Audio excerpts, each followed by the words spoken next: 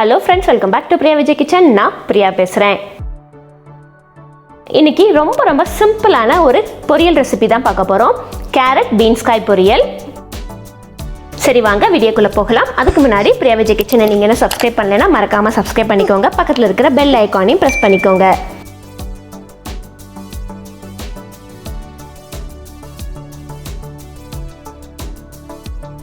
முதல்ல ஒரு பேனில் ஒரு 2 டீஸ்பூன் அளவுக்கு எண்ணெய் விட்டுக்கலாம். அடுத்து 1 டீஸ்பூன் கடுகு, 1 டீஸ்பூன் உளுந்தம்பருப்பு போட்டு தாளிச்சுக்கலாம். சின்னதாக நறுக்கினா ஒரு பெரிய வெங்காயம், அப்புறம் காரத்துக்கு 2 பச்சை மிளகாய். வெங்காயம் நல்ல பொன்னிறமாக ஆகிற வரைக்கும் நம்ம நல்லா வதக்கிக்கலாம். வெங்காயம் பொன்னிறமாக ஆயிடுச்சு. இப்போது நறுக்கினா கேரட்டையும் பீன்ஸ்காயும் சேர்த்துடலாம். முதல்ல கேரட்டையும் பீன்ஸ்காயும் நல்லா வேக விட்டுறலாம். கொஞ்சமாக உப்பு போட்டு நல்லா வேக வச்சு எடுத்துடலாம்.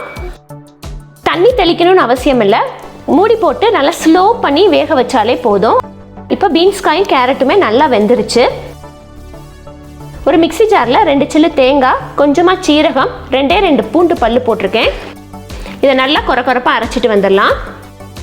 அரைச்சதை நம்ம வெந்த கேரட் பீன்ஸ்காயோட சேர்த்து ஒரு பெரட்டு இறக்கினா சுவையான கேரட் பீன்ஸ்காய் பொரியல் ரெடி.